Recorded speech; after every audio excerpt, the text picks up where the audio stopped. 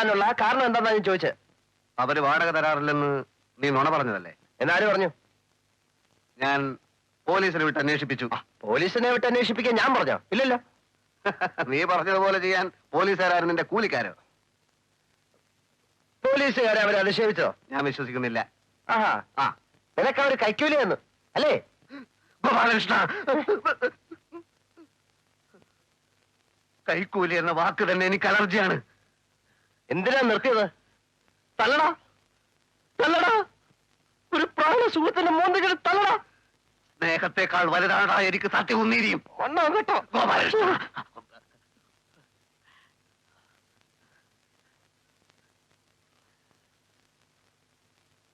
ഈ കാക്കി കുപ്പായം നിന്നെ ഒരു ഭ്രാന്തനാക്കിയടാ, നന്ദി കെട്ടവനാക്കി. രാജേന്ദ്ര, സ്കൂളിൽ പഠിച്ചുകൊണ്ടിരുന്ന കാലത്ത് നിനക്ക് എത്ര പ്രാവശ്യം ഞാൻ ചോറ് വാങ്ങിച്ചു തന്നിട്ടുണ്ടടാ. വെട്ടി ഉരുട്ടി ഉരുട്ടി വിഴുങ്ങിയതൊക്കെ നീ മറന്നു വേണോടാ. നീ അല്പനാണ്, നീ ശപ്പനാണ്. പോടാ, നീ വലിയ എസ് ഐ ആണെന്ന് ഞാൻ നോക്കൂല. അടിച്ച് നിന്റെ മോന്തയുടെ ഷേപ്പ് ഞാൻ മാറ്റും. നിന്റെ സഹായിക്ക് വേണ്ടടാ.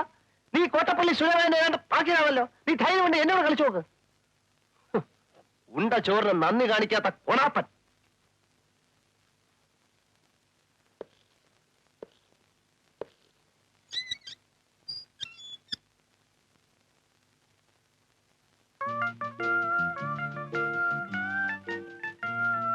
മീര, നല്ല പേര്.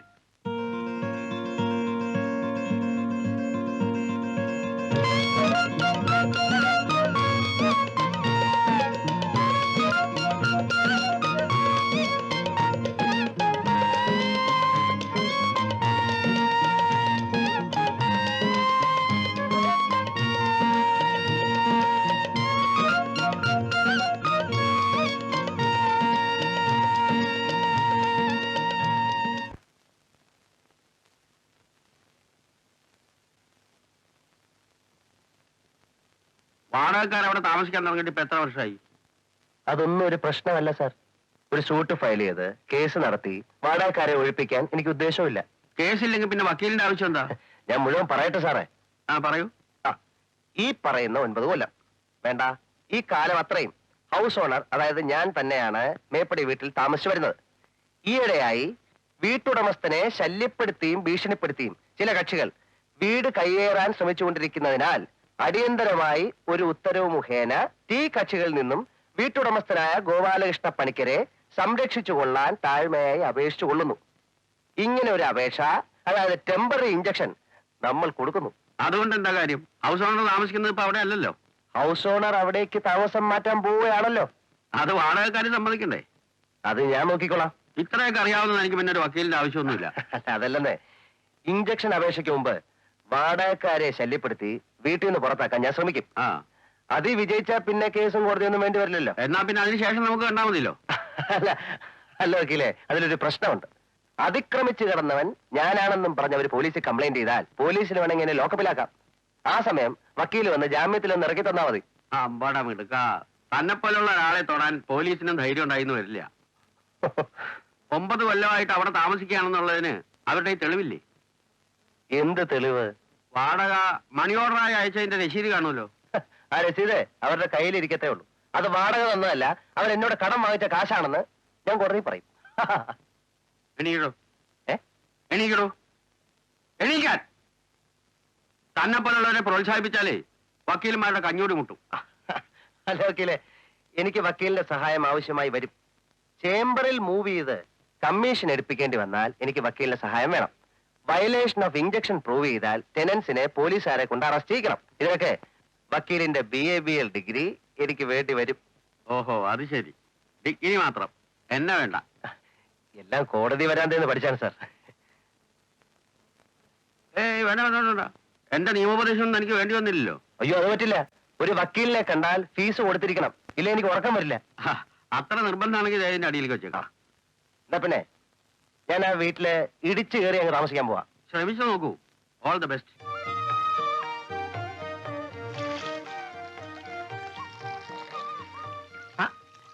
എന്താ പണിക്കരെ, നല്ല ഉത്സവം പറയുമ്പോ കച്ചവടം ഉണ്ടേ നിങ്ങൾക്ക്? ഞങ്ങള് പ്രശ്നം സോൾവ് ചെയ്തു. പാവങ്ങള് സമാധാനമായിട്ട് ജീവിച്ചോട്ടല്ലേ. പിന്നെ അല്ലാതെ. എന്താ നിങ്ങളുടെ പേര്? ഉമ്മർ. ഇതെന്താ കെട്ടും ചേടൊക്കെ ആയിട്ട്? ഞാൻ അമ്മ ഒരുപാട് വഴക്ക് പറഞ്ഞു. പ്രായച്ചിട്ടായിട്ട് കുറെ സമ്മാനങ്ങളാ. കൊടുത്തൊന്നും മാപ്പ് പറയണം. ഞാൻ തിരികെ വരികയാണെങ്കിൽ കാണാം. ആ, ആ. പാവം ഹൈസ്കൂൾ തോറ്റ മനസ്സ് എത്ര പെട്ടെന്ന് അലിഞ്ഞി. അതൊക്കെ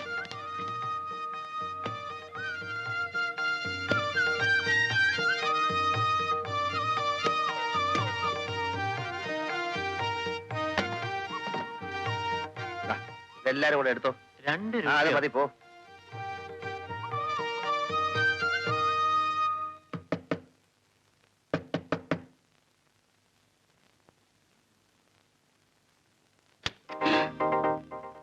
എന്നോട് ക്ഷമിക്കണം അമ്മേ. അയ്യോ ഇതെന്താ?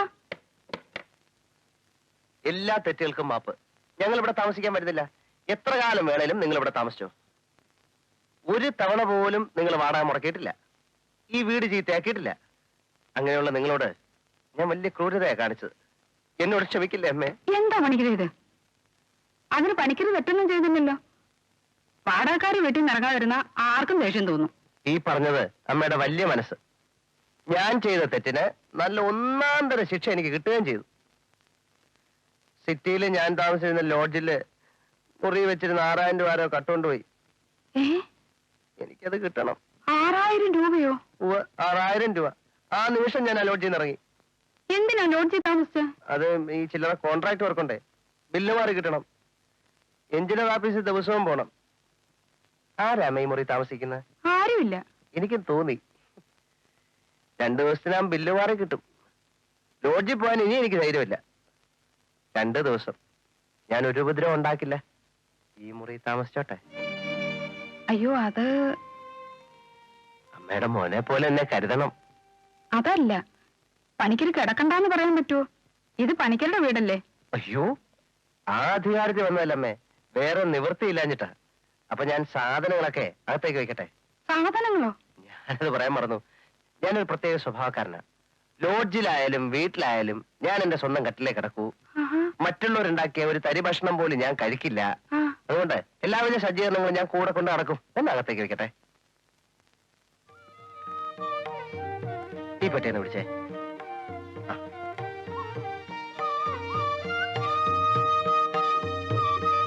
മാറിക്കേ.